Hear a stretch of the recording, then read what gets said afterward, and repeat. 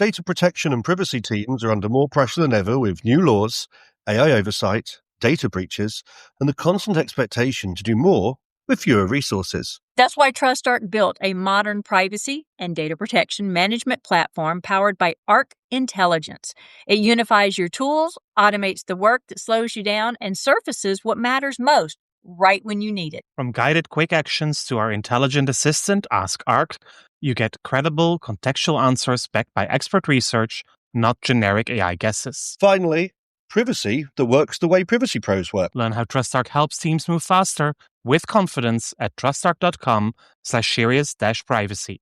That's trustarc.com/serious-privacy.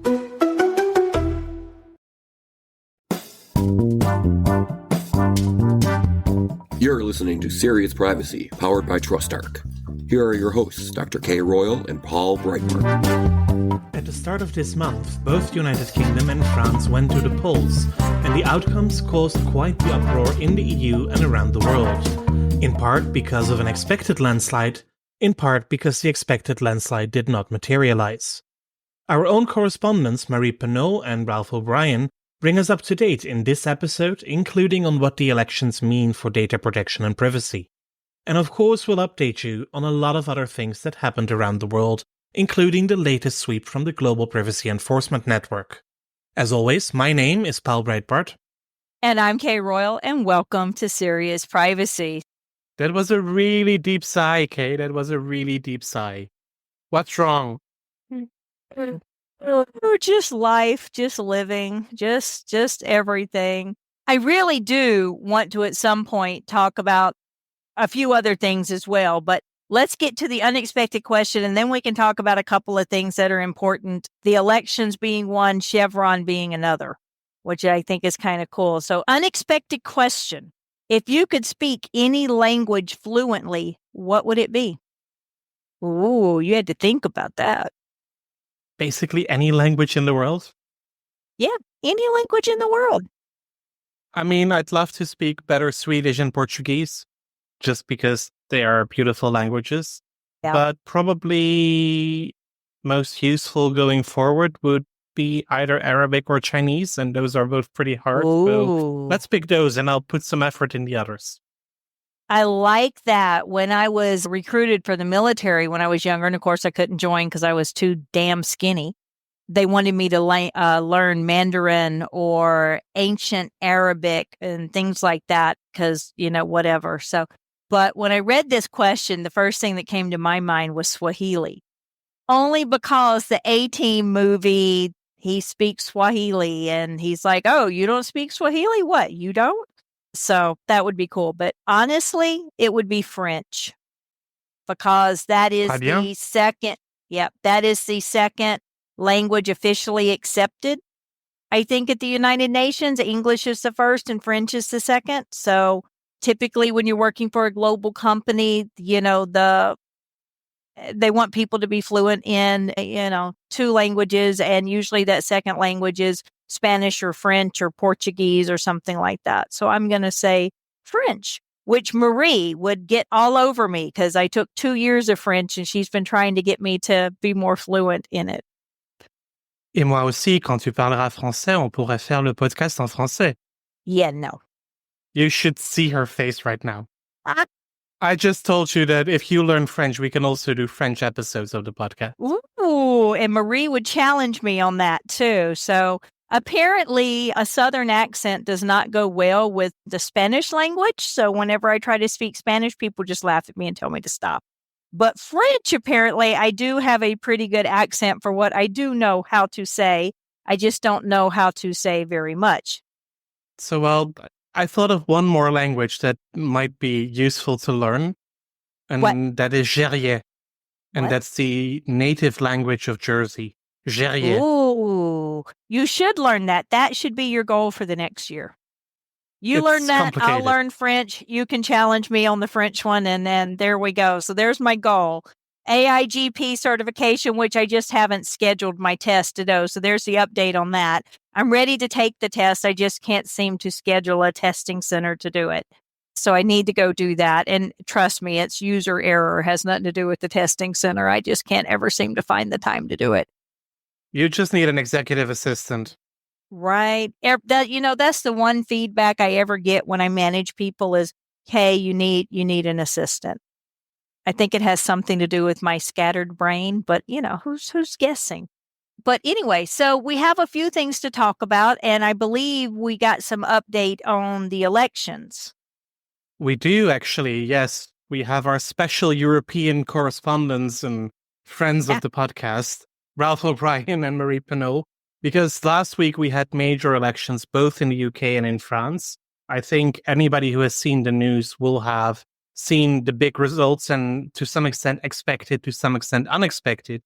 In the UK, a landslide victory for the Labour Party with 214 seats gained out of a total of 650. So they are now the biggest party in Parliament with a total number of 412. The Conservatives lost 252 seats, remaining 121. Wow. Right. Third group are the Liberal Democrats, which of course makes me particularly happy. And they won 64 seats. They went up from 8 to 72, which is of course also pretty impressive. And then a lot of smaller parties. The Scottish Nationalists did pretty badly. Reform, the right-wing radical party of Nigel Farage, actually did pretty well across the country with about 14% of the vote, but only got 5 seats, including himself. So we'll see what that brings going forward. But it's a pretty big shift. And Ralph has given us an update to explain what this means for data protection. So let's listen. Let's go there. Hello, it's your old pal Ralph O'Brien here, reporting to you from outside of the Palace of Westminster or the Houses of Parliament, or more accurately, from my shed some miles away. Thank you back from Paul and Kay for allowing me a little bit of a moment to talk about UK politics, would you believe? And you'll be remiss of me not to talk about our change in government, for we have an outgoing Conservative government beaten by some majority by an incoming Labour government. And what you'll be wanting to know is what that means for data protection and the digital regime here in the UK. So to start off with, it's worth mentioning that Sir Keir Starmer, the incoming Prime Minister, is actually a human rights barrister by background. So that should give you some indication that, we can be hopeful for a more human rights focused government in the future. I think it's fair to say the outgoing Conservative government were less about human rights and much, much more of a sort of a centre-right approach, where I think it's fair to say Labour is more of a centre-left approach. So the first thing to mention, of course, is the Data Protection and Digital Information Bill that I've been much campaigning against is dead. It died because it was a Conservative-led piece of work, and there was no way they were going to get it through with the horse trading that happened before Parliament closed. So the Data Protection and Digital Information Bill, first and foremost, is closed. But I think what we're all left wondering is, without that reform, without that reform of the ICO, without that reform of data protection in the post-Brexit world, what does the future of data protection look like under the new government? Well, a couple of things to mention. And the first thing really is having gone through the government's manifesto. So the government's manifesto actually had very little about data protection in it. I've got a couple of quotes here, perhaps. The first quote from the Labour manifesto is about AI. We will ensure our industrial strategy supports the development of artificial intelligence sector, removes planning barriers to new data centres. We will bring a national data library to bring together existing research programs and to help deliver data-driven public services whilst maintaining strong safeguards and ensuring all of the public benefit. So a very pro-AI approach, the idea of coordinating data, I guess, bringing it all together. What might that mean for the ICO? Well, the only clue we've got here is another little mention in the manifesto here, where it says regulators are currently ill-equipped to deal with the dramatic development of new technologies, which often cut across traditional industries and sectors. A Labour government will create a new regulatory innovation office, bringing together existing regulatory functions across government. This office will help regulators update regulation, speed up approval timelines, coordinate issues that span existing boundaries. For example, Labour will ensure the safe development and use of AI models by introducing binding regulation on the handful of companies developing the most powerful AI models, and by banning the creation of sexually explicit deepfakes. So, whilst on favour, that looks pro-AI, pro-data protection, pro-digital, pro-regulation, I think another big question, I guess, from the manifesto would be, what does that mean with its relationship with the EU? Well, Brexit is Brexit, and their manifesto states clearly, with Labour, Britain will stay outside of the EU, but they want to make Brexit work, and they will seek to reset the relationship and deepen ties with our European friends, neighbours and allies. We do not want to reopen the divisions of the past, but we will not return to the single market, the customs union, or freedom of movement. Instead, Labour will work to improve the UK's trade and investment relationship with the EU by tearing down unnecessary barriers to trade. So really interesting stuff there from the manifesto about where they stand in relationship to the EU and digital in general. So the final thing to mention, I'm going to guess here then, is what they've done since. I mean, it's only been a few days. I speak to you here on Wednesday the 10th, and of course, it's almost been under a week since the election. But the first thing Keir Starmer did is to bring in his new cabinet. And one of the interesting things he did was to bring in an MP, Peter Kyle, who is now heading up the Department for Science, Innovation and Technology, under which our ICO, the regulator, sits. But interestingly enough, he's also done a bit of a reorganisation, a reshuffle. And under the Department of Science, Innovation and Technology, it looks like they're bringing together Government Digital Services, the Central Digital and Data Office, and the Incubator for AI. So under DCIT is now going to be this sort of digital centre where they try and bring together all of that digital agenda underneath one government department that will in turn, underpin healthcare, policing, education, upskill civil servants about digital AI, but also at the same time have the ICO under it as a regulator. Final thing to mention is the Attorney General. Real surprise move. Rather than bringing in one of the elected MPs as his Attorney General, Keir Starmer has actually brought in an old friend of his, another human rights barrister, as the government's top legal advisor, who, because he's not an MP, he actually had to be made a life peer sitting in the House of Lords in order to take up that role. So really interesting that rather than bringing elected representatives in, he's actually bringing in subject matter specialists and making them responsible. Another good example of this is actually with the prison service, which is now being run by a CEO of industry rather than from an elected representative. So they're really interesting things to do. So where am I left with all this? To be honest, I'll be perfectly honest, I actually preferred what the Liberal Democrats had in their agenda about data protection, much more pro-EU, much more looking to rejoin, much more looking at human rights. But actually, I remain cautiously optimistic. One of the things Keir Starmer said really, in his opening speech, really appealed to me, which was a return to public service instead of self-service. And I think while things won't change overnight here in the UK, an end to the 14-year of disastrous Conservative rule leaves us all waking up, I think, with cautious optimism for hopefully a better future. And now, back to your regular hosts and back to the studio. So what I take away from this, Ralph, cautiously optimistic and public service at the center of government, and we'll see what that will bring for data protection. Eager to hear that. And who knows, maybe the US will have something surprising happen in elections later this year. But meanwhile, France also had some developments, and we have Marie to speak to those. Hello, and thank you, Kay and Paul, for having me on this episode.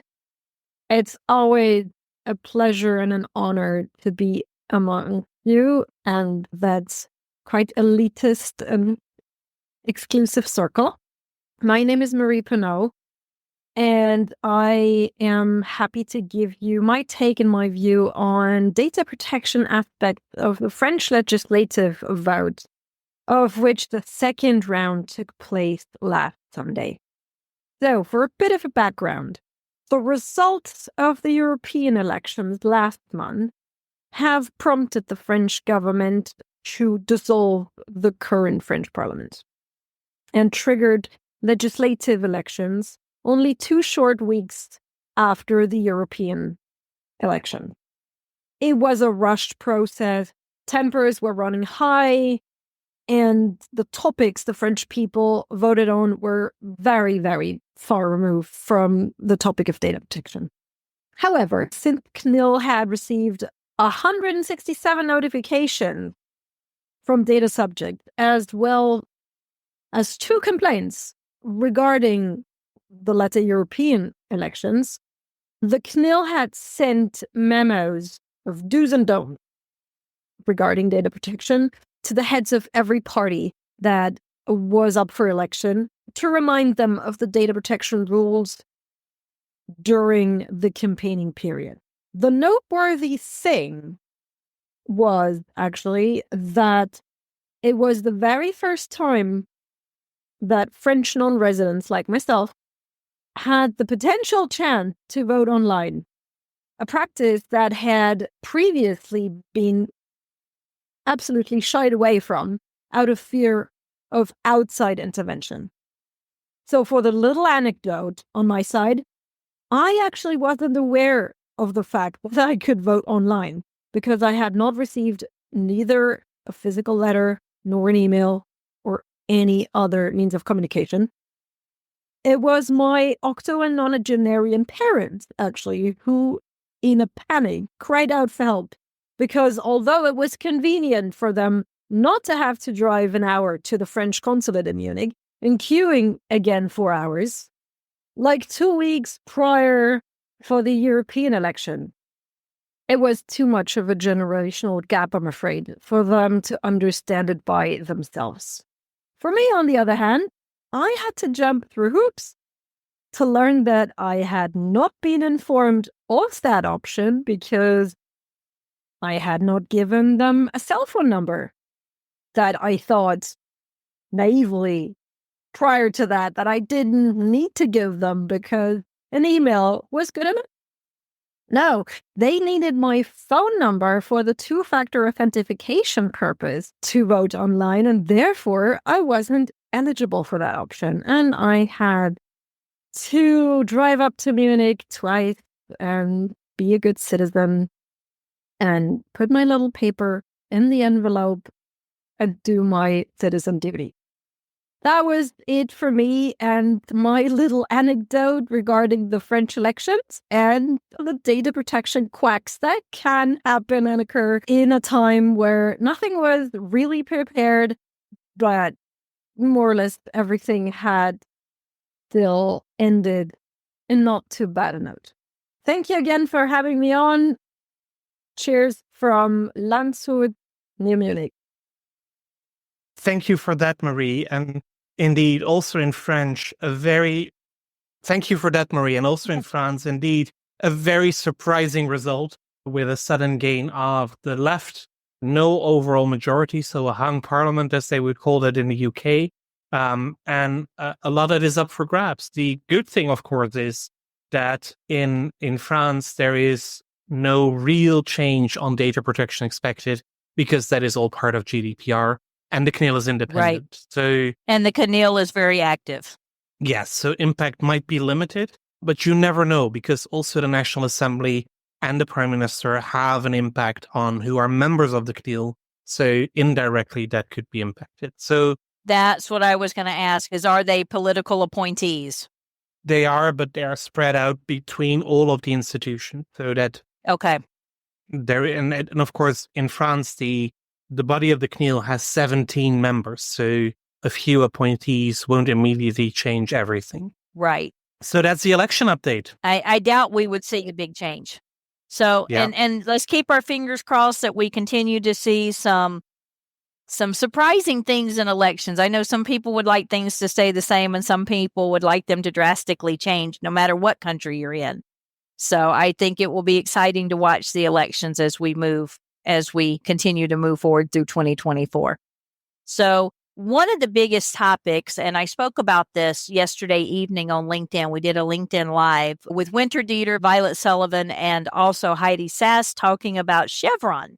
Now, this is something that you and I mentioned in passing, I believe, but Chevron is a decision from 1984 here in the United States Supreme Court decision that essentially says that where a law is ambiguous, it is not clear-cut defined, the agencies with authority under that law have the ability to determine what it means, and the court has to defer to them. And we've seen some lessening to the deference to Chevron over the past few years, but the United States Supreme Court just did away with it, said there is no mandatory deference. It's gone. The judiciary is the one that is mandated. Also under the Administrative Procedures Act, the APA, the judiciary is the one that has the decision. They're the ones that need to make the call. And so they did away with it. Now, the questions that we get on Chevron, and I'm sure you're thinking of some of these, is what does that mean for the agencies here in the U.S. that have authority over privacy? So you're looking at Office for Civil Rights, you're looking at the FTC, the different things. It depends, is what it comes down to. It's going to be interesting because now the charge is going to be that any new laws need to be very unambiguous. They need to be very precise and very tight, and we know that doesn't work. The laws can't keep up with technology, so it's not going to work. What does it mean for any decisions that the FTC has already came to? Well, they did say there is still stare decisis. You're still supposed to go by the opinions before. Unfortunately, they're going to challenge those opinions before, that the opinions before were predicated on a flawed logic. Basically similar to Dobbs and Roe v. Wade.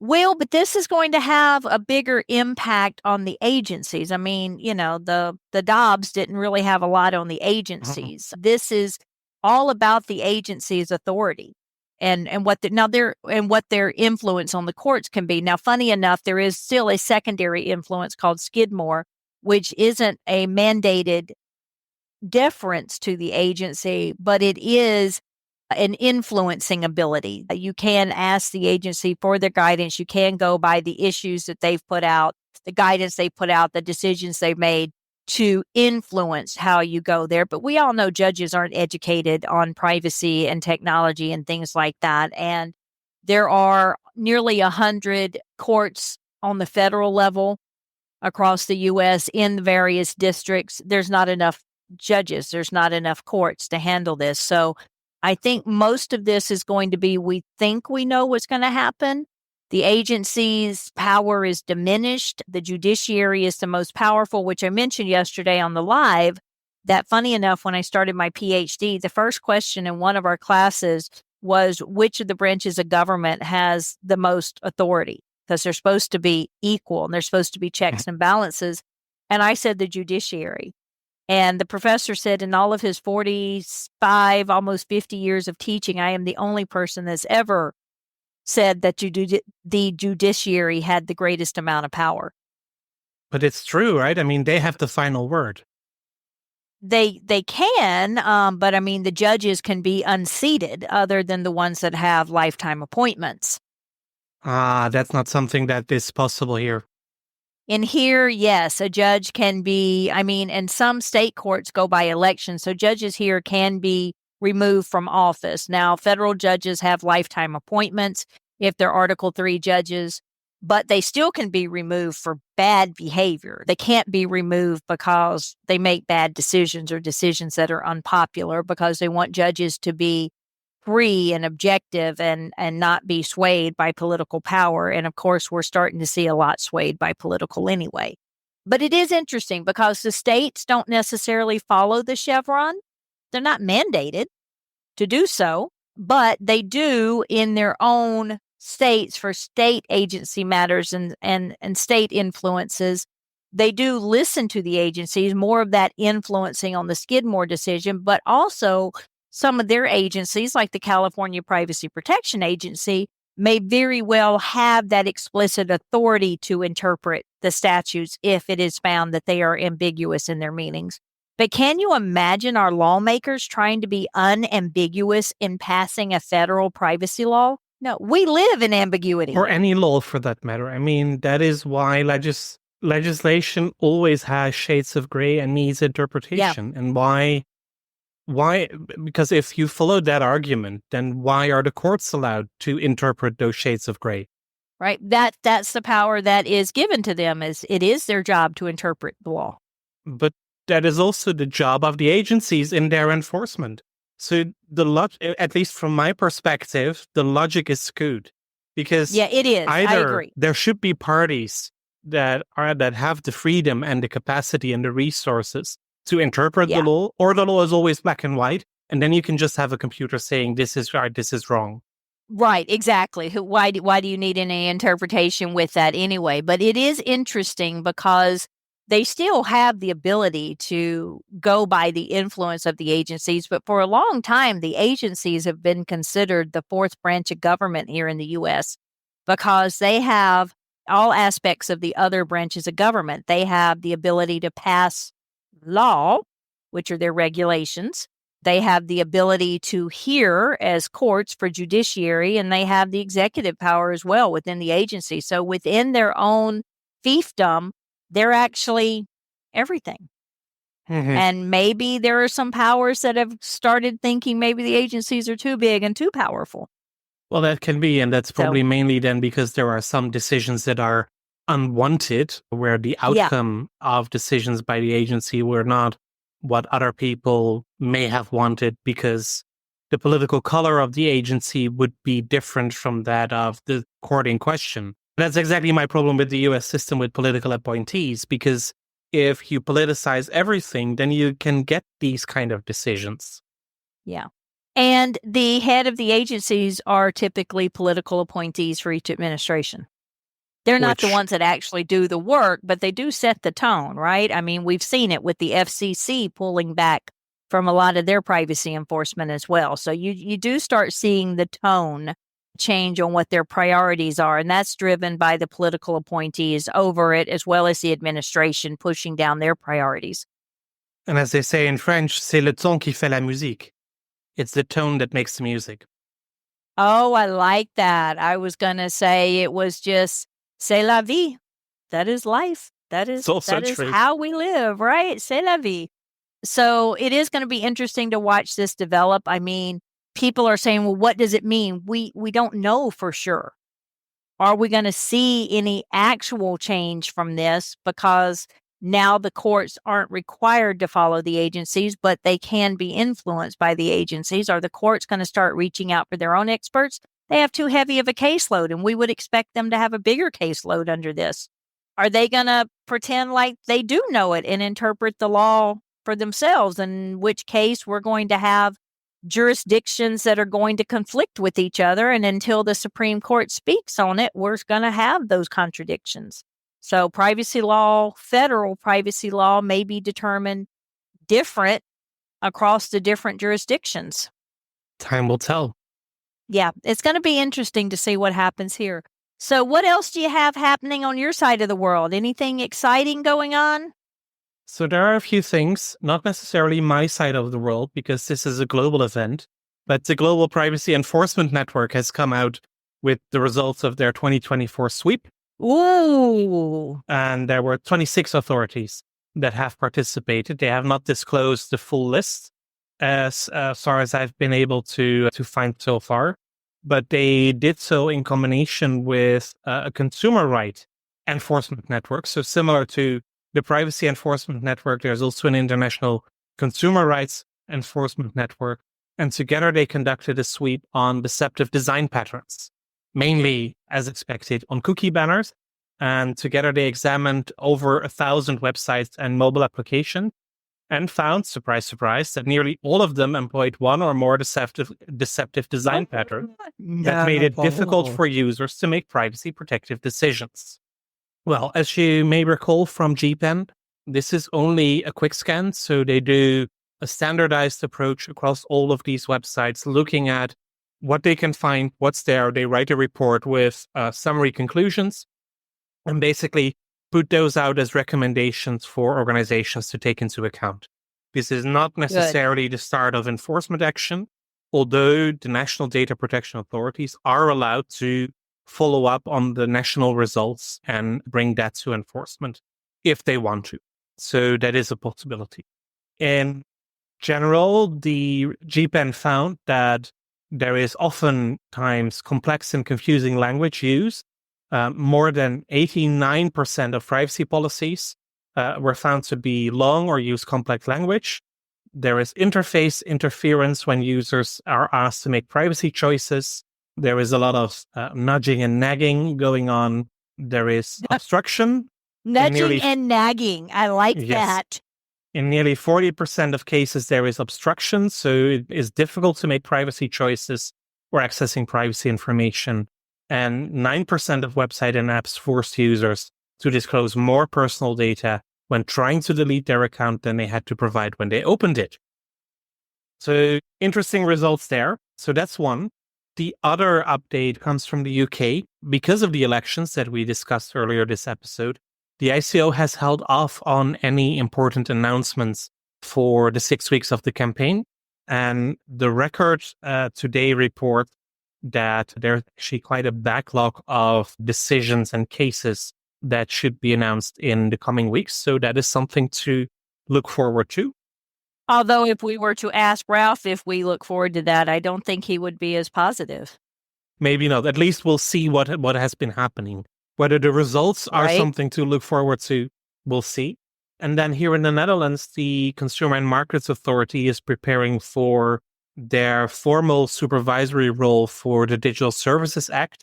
They have not been appointed yet, but they have done a quick scan of 50 companies, both under the Digital Services Act and also the Platform to Business Regulation, and send out lists of recommendations to these companies where they should improve, because at first glance, at least, compliance mistakes were found. Yeah. Okay. And let's see if there was anything else that we had. No more nice new markups of the federal legislation in preparation? No, that kind of bombed a ugly death. I don't know if they plan to pick it back up. I think there are some plans to pick it back up, but I haven't heard of any. Then again, I've been buried this week, so I haven't looked either. So am interested. I could probably Google it real quick to see if there is anything, but it's my understanding it's faltering. It's faltering pretty bad. I think they're going to have to go away, come back later and look at it. But one of the things that I would like to cover, so Oregon went into effect on July 1st as well. I think both Texas and Oregon did, and do pay attention to Oregon. I think Texas has some different tones to it as well, but in Oregon in particular, there are some differences in there that their enforcement agency, the Attorney General's office, has said were done on purpose, and they do plan to enforce on those. So do make sure that you're paying attention to that as well. We can get into talking about the state data privacy laws. Paul and I do that for y'all on an annual basis, it seems like. So more towards the end of this year, which is fast approaching, we will do another episode on state data protection and privacy laws. That way, give you the differences there. I know that doesn't help you right now when two of them just went into effect.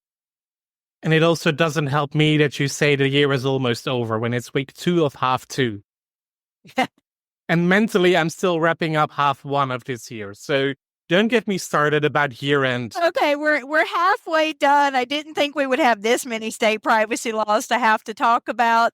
But I usually try to do it around September, October, because, we're approaching those. But I mean, to be honest, if people are subject to Texas and Oregon and they haven't picked it up and done anything with it yet, you might want to do that, right? Not to mention the ones that are going to come into effect in 2025, because we are 6 months away, less than 6 months away. Is that a better way than saying the year's almost over? Just under 6 months away. So you have all the time in the world to still prepare for them. I mean, give a privacy person 6 months and we can accomplish miracles, right? So on that note, we'll wrap up another Week in Privacy episode. if you like the episode. Join the conversation on LinkedIn. Also tell us if we missed something that you would love to hear about, and we can add it into one of the forthcoming episodes. Join the conversation on LinkedIn. Find us under Serious Privacy. You will find Kay on social media as Heart of Privacy, and myself as Girl Paul B. Until next week, goodbye. Bye, y'all. That was Serious Privacy.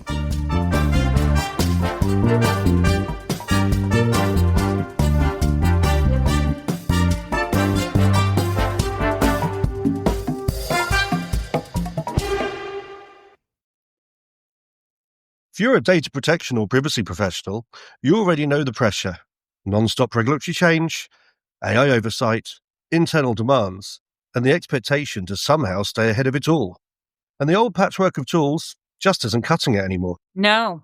That's why TrustArc created a modern privacy management platform powered by Arc Intelligence. The TrustArc platform brings your workflows, evidence, research, tasks, and applications all together in one unified and intelligent workspace so you don't waste time digging, clicking, or context switching. With Ask Arc, your privacy assistant, you can ask plain language questions about laws, jurisdictions, or even your own program data, and get credible, cited answers based on NIMBY research and more than 1,000 global laws.